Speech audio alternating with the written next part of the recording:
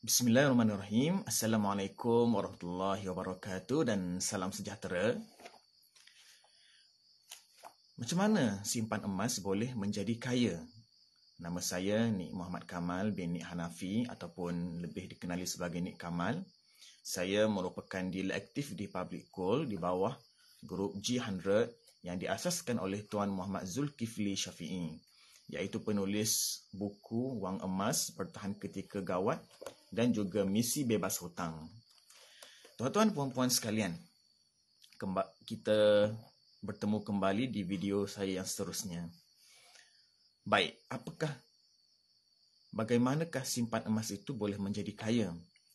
Tuan-tuan puan-puan semua, sebelum kita menjawab soalan ini, kita perlu tahu apa beza orang-orang kaya dan orang-orang kebanyakan. Bezanya ialah macam mana dari segi tabiat dan sikap mereka di dalam menguruskan wang. Tabiat orang kaya ataupun tabiat orang kaya dan tabiat orang kebanyakan ataupun orang biasa-biasa ni berbeza. Tabiat orang kaya ialah apabila mereka mendapat wang, otak mereka sentiasa berfikir macam mana nak kumpulkan harta. Macam mana nak disimpankan wang tersebut. Macam mana pula dari segi orang-orang kebanyakan. Tabiat orang-orang kebanyakan ialah apabila mendapat wang, otak mereka ligat berfikir macam mana nak berbelanja. Macam mana nak habiskan wang tersebut. Okey? Baik. Dalam buku Wang Emas, tulisan Tuan Muhammad Zulkifli Syafi'i ini, dinyatakan kita tak perlu menjadi seorang yang bijak untuk menjadi seorang yang kaya. Tentang kaya ini saya telah pun explain di dalam video saya yang sebelum ini. Kan? Kenapa kita perlu menjadi kaya. Okey. Telah pun saya explain sebelum ini, dalam video saya sebelum ini, tuan-tuan dan puan boleh tengok dalam channel YouTube saya. Okey. Cuma pada kali ini kita nak tahu macam mana simpan emas tu boleh menjadi kaya. Baik, tidak perlu bijak untuk menjadi seorang kaya. Cuma kita hanya perlu mempunyai tabiat yang bagus macam mana kita nak menguruskan wang ini. Baik, dalam buku Wang Emas ini disebut antara strategi ataupun tabiat yang bagus untuk kita menjadi kaya ialah dengan kita mengumpulkan harta, dan antara salah satu cara yang bagus untuk mengumpulkan harta ini ialah melalui kita menyimpan emas. Tuan-tuan, puan-puan semua, orang-orang kaya ni, mereka suka mengumpulkan harta. Dan mereka mengumpulkan harta ini, harta tersebut dalam bentuk aset, iaitu harta yang boleh untuk berkembang dan nilainya semakin bertambah. Sebab itu mereka memilih sama ada membeli hartanah ataupun membeli emas. Baik, cuma antara hartanah dan emas ini, apa beza kedua-duanya? Itu kita akan bicara dalam video akan datang. Cuma apa yang saya nak share pada kali ini ialah macam mana emas itu boleh membantu seorang itu menjadi kaya. Iaitu dengan cara kita mengumpul sedikit demi sedikit. Baik, tuan-tuan puan sekalian, dengan kita menyimpan emas setiap bulan ataupun membeli emas setiap bulan, lama-lama kalau kita konsisten, kita akan boleh untuk sehingga tahap menjadi seorang yang kaya. Seperti mana telah kita bicarakan dalam video sebelum ini. Okey? Baik. Dan orang kaya biasanya mereka akan apabila mendapat gaji ataupun income daripada pendapatan bisnes mereka, mereka tidak akan terus berbelanja, tetapi mereka akan keluarkan dulu income tersebut, gaji tersebut untuk disimpan.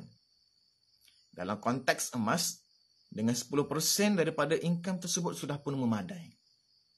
Itu cara orang-orang kaya yang dibicarakan dalam buku ini. Iaitu dengan formula simpan dulu, belanja kemudian. Simpan dulu, belanja kemudian. Dan ini menjadi satu tabiat kepada mereka yang mereka buat setiap bulan. Baik, bertambah baik lagi untuk mendapat layak menjadi seorang yang kaya ialah bila mana menyimpan emas. Kerana simpan emas ni ada kesan emosi yang berbeza, tuan-tuan perempuan, daripada menyimpan wang ataupun cash money, wang fiat, duit kertas itu. Simpan emas ini berbeza daripada simpan wang. Kesan emosinya ada beza. Dengan simpan emas, biasanya akan membuatkan seseorang itu rasa sayang nak jual ataupun nak gunakan. Tetapi bila menyimpan wang kertas seperti ini dalam bank, apabila mereka melihat berapa nilai wang yang ada dalam bank mereka, otak mereka akan cepat kreatif berfikir macam mana nak habiskan wang tersebut. Ini beza dia, tuan-tuan sekalian. Tuan-tuan perempuan perlu rasa sendiri macam mana. Apabila melihat gram emas dalam akaun emas ataupun memegang emas seperti ini, kita biasanya emosinya akan rasa susah nak jual, melainkan betul-betul terdesak sahaja dengan emas ini kalau nak digunakan.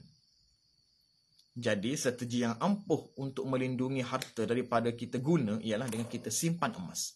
Dan itulah yang dibuat oleh orang-orang kaya di luar sana.